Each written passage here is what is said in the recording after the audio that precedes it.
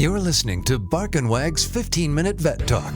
Each week, your host, Polly Requa, interviews veterinarians and individuals in the pet industry from across the nation answering pet questions. Bark and Wag podcast is produced weekly for your enjoyment, and show notes can be found at barkandwag.com under the podcast tab. That's barknwag.com. Please remember to subscribe to Bark and Wag 15-Minute Vet Talk. Thank you for listening to Bark and Wag 15-Minute Vet Talk. Bark and Wag is dedicated to protecting our dogs through advocacy, education, and supporting like-minded dog lovers by selling custom pet products. Bark and Wag is excited to announce our new partnership with a Colorado hemp farm to produce a line of CBD products for your pets. Bark and Wag has CBD pet tincture available in 300, 750, 1200, and 2400 milligrams. Bark and Wag CBD is pet safe, no THC, it's made in the USA, and is CO2 extracted. Please check out Bark and Wag's website, barkandwag.com. That is BARK, to see our line of CBD and awesome merchandise. We love pooch ideas for podcasts and merchandise, so anytime send an email to Polly at barkandwag.com with your suggestions. Welcome to Bark and Wag 15-Minute Vet Talk. I'm your host, Polly Requa. Today we're talking to Dr. Laura Brown, owner of Green Tree Animal Hospital in Libertyville, Illinois. Welcome, Laura. Hi, Polly. Well, I wanted to have you on the podcast to talk about what are the signs that your dog is cold. Okay, getting to be that time of year. Yep, and a lot of people out in Colorado leave their dogs out. And I kind of understand the Bernese mountain dogs, but other dogs with short fur, right. There's got to be some type of threshold. Yeah, I agree. I think any dog, though, the fuzzier for sure probably has a longer tolerance, but everybody's got paw pads that aren't protected by fur. So they get a little protection, but that's probably standing in the cold, on let's say, walking along on the road or something would be colder than walking along on the forest trail for very long. But are you talking mostly about people leaving their dogs out overnight?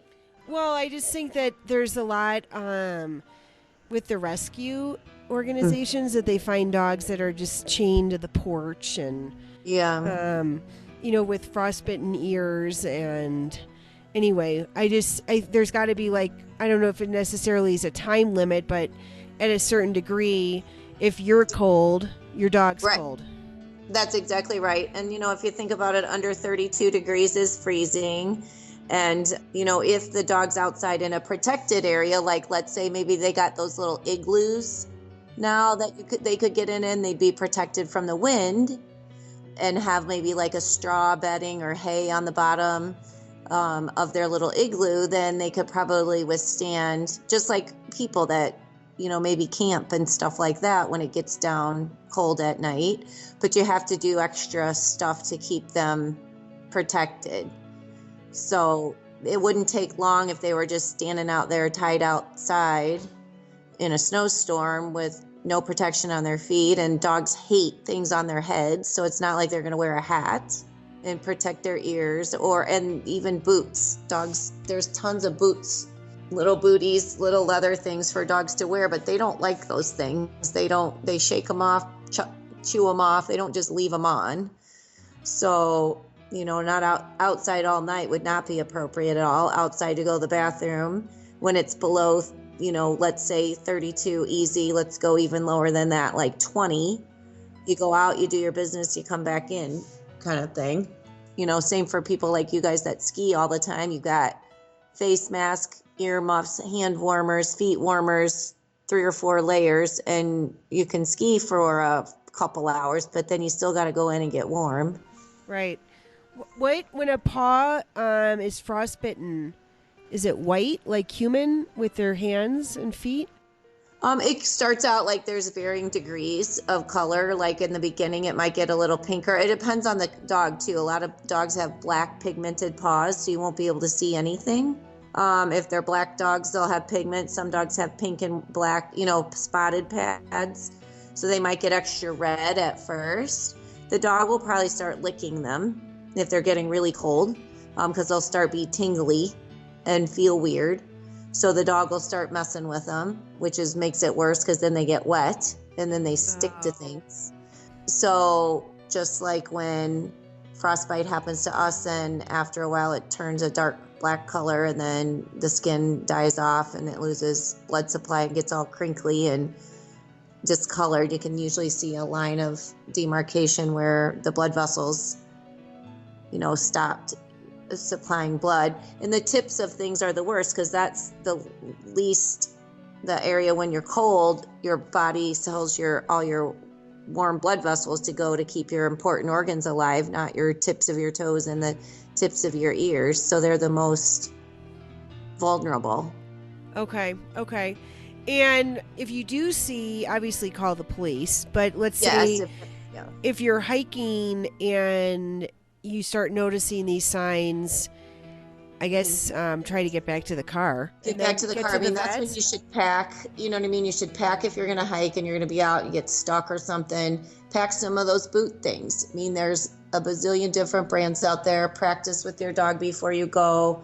There's ones that look like little balloons that stay on better. There's ones that you tie on. There's leather ones. There's, like fake Uggs for dogs. Oh my gosh.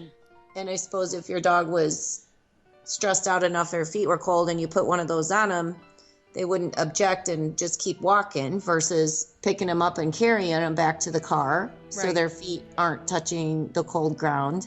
And go prepared. Just like anytime you go, you pack some snacks and hand warmers and feet warmers and things like that, just in case you got stuck.